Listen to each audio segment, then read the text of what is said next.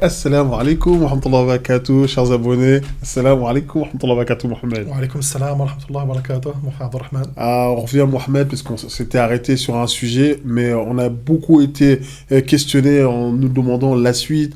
Et donc, la suite concernant le sujet de comment éduquer mes enfants, comment accompagner nos enfants dans ce parcours qui est la vie. Bismillah ar-Rahman ar-Rahim, alhamdulillahi rabbil alamin, wa salatu wa salamu ala rasulillahi al-amin, wa ala alihi wa ashabihi, wa man tabi'ahum bi ihsanin ila yawmiddin. Et donc le prophète sallallahu a dit kullukum ra'a wa kullun mas'ulun an ra'iyatihi. Tous vous êtes des bergers. Wow. Et tous vous êtes responsables sur votre bergerie. Tu peux pas dire oui, moi je leur donne juste à manger, à boire, l'école et ils se débrouillent. Donc 8h, 16h, on se voit pas. Tu les as pas éduqués, c'est la République qui est en train de te les éduquer. Tu les as pas éduqués, c'est pas vrai. Et ils resteront comme ça, ils demeureront comme ça jusqu'à l'âge de 20 ans, 25 ans, s'ils sont à l'université, pareil, jusqu'à finir. Non, tu n'as jamais éduqué tes enfants. Et ça, c'est un gros problème. Et du coup, pour aider à ce que nos abonnés puissent, on va dire, partir avec une clé, donc revenez vous-même, parents, à la quête de la science religieuse, de manière à pouvoir l'inculquer petit à petit à vos enfants et que ce soit un repère pour eux et une référence en ayant comme exemple le prophète Mohammed sallallahu alayhi wa sallam. Je trouve des fois aussi, la personne quand elle n'est pas éduquée, elle peut être négative. Elle peut être négative. Regarde par exemple, là je me suis souvenu d'une parole. Quand nous-mêmes on n'est pas éduqués, donc les défauts vont rentrer, les caractéristiques néfastes vont rentrer, et je vais éduquer mon enfant ou ma fille selon ses défauts. Et donc par exemple, ce qui est propagé aujourd'hui dans la société, surtout chez les musulmans, l'enfant, le père, il peut dire à son enfant: écoute mon fils, ne sois pas un mouton pour ton épouse. Même la maman, elle dit ça. La maman qui est une femme. Ouais.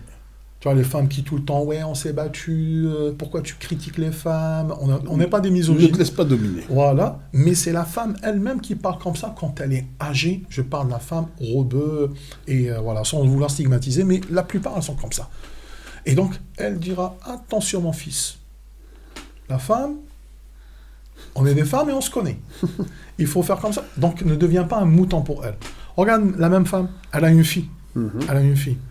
Elle dit: attention aux hommes, les hommes, c'est des filous, c'est des loups, c'est des ceci, c'est des cela. Et donc, ne deviens pas une esclave pour lui. La même femme, la même maman. A fait écarter. Regarde comment elle agit avec sa fille et comment elle agit avec son fils. Elle fait ça par amour. Mais en vérité, elle est en train de les détruire. Parce que tous les hommes ne sont pas pareils, et toutes les femmes ne sont pas pareilles. Il y en a ceux qui sont éduqués, justement. Tu ne peux pas parler comme ça. Et donc, du coup, tu dis à ton fils de ne pas être un mouton, et tu dis à ta fille de ne pas être une esclave. Regarde l'idéologie. Là, on grandit avec. Moi, je grandis avec. Je suis marié, j'aime bien ma femme, je l'aime, je suis amoureux, tout dépend du niveau, mais il ne faut pas que je sois un mouton. Faire un cadeau? Non, je ne fais pas de cadeau. Déjà, elle mange, elle boit, déjà, c'est suffisant. Tu vois, pourquoi? Parce que l'éducation de ma mère, on m'a mis la puce à l'oreille.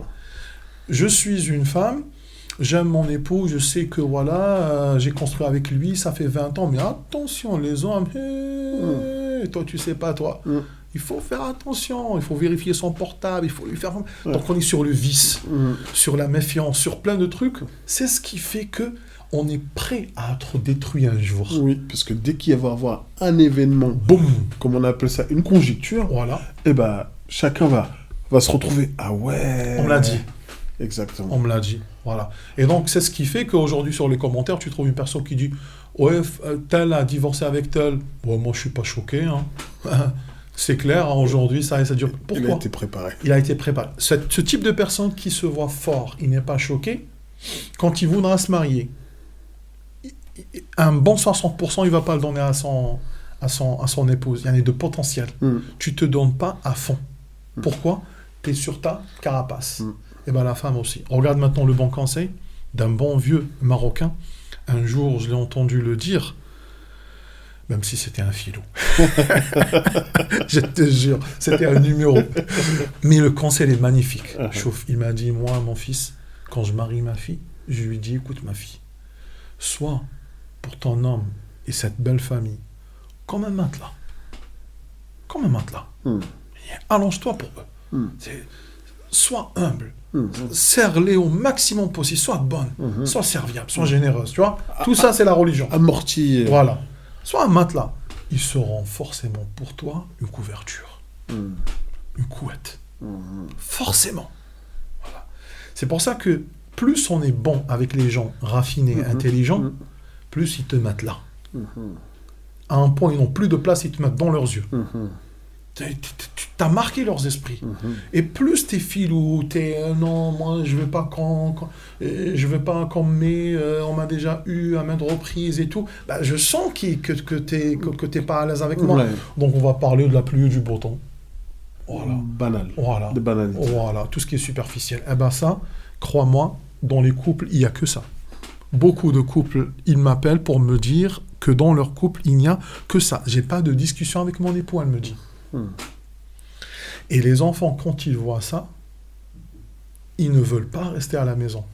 L'ambiance, elle est glaciale. Donc, qu'est-ce que je fais en tant qu'enfant? Ma chambre. Ma chambre, qu'est-ce que je fais? Je vais chercher ailleurs. Une femme nue. Oh, c'est quoi ça? Oh, c'est quoi ça? Et le papa, il est avec son épouse dans le temps glacial et ainsi de suite. Et donc, imagine une famille de 20, 100 000, 400 000. Là, à l'instant, il y a des millions de familles. Et c'est le cas.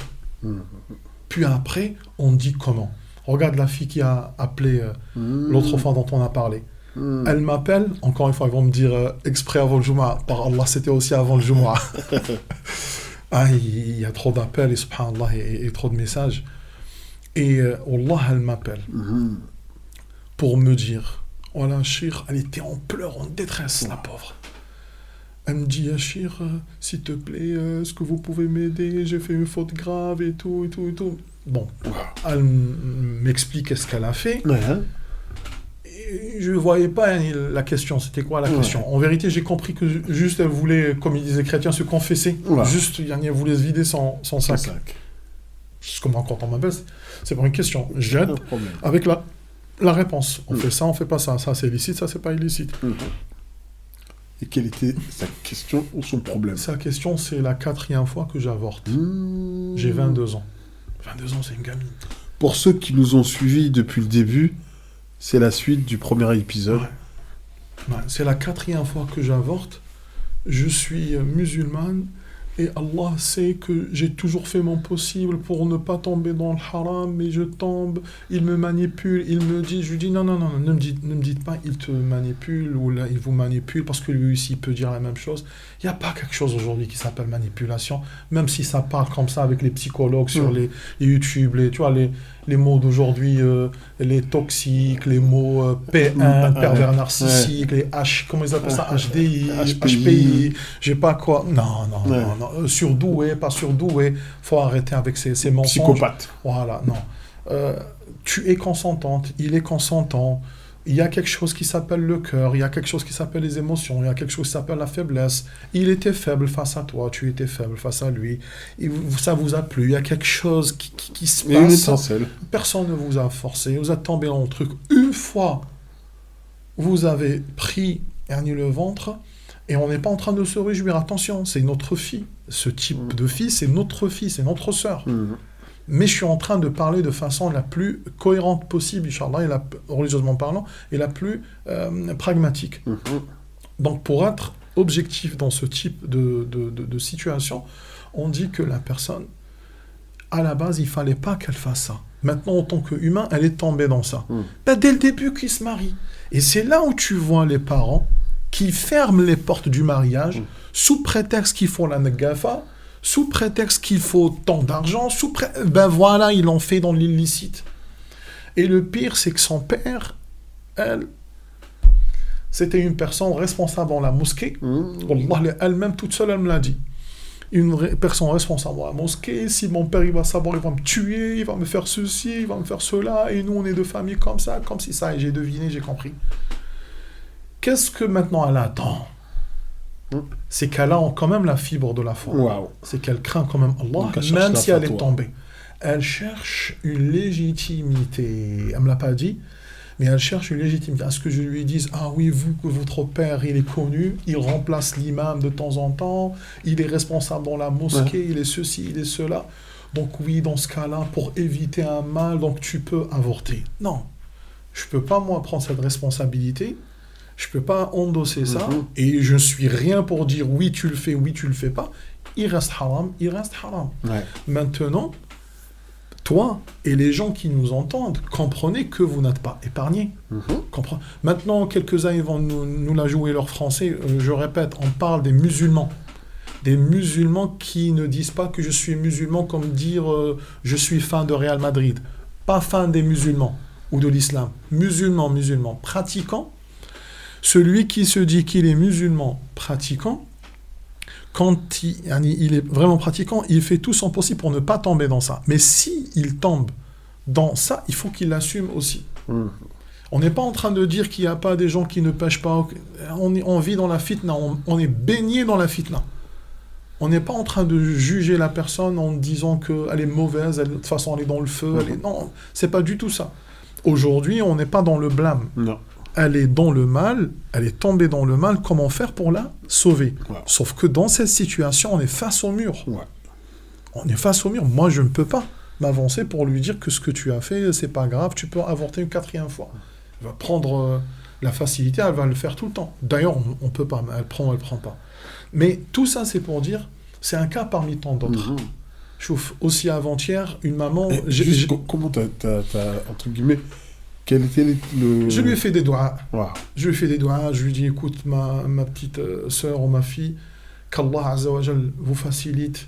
Je lui ai fait un rappel par rapport à ce qu'elle a vécu sans pour autant la blâmer. Parce qu'elle fait que pleurer. Donc c'est bon, c'est suffisant. Donc elle est dans la repentance. Donc, mais je lui ai fait comprendre que oui, maintenant, il faut que tu vois cette tombe-là, comme quoi c'est une issue vers l'enfer.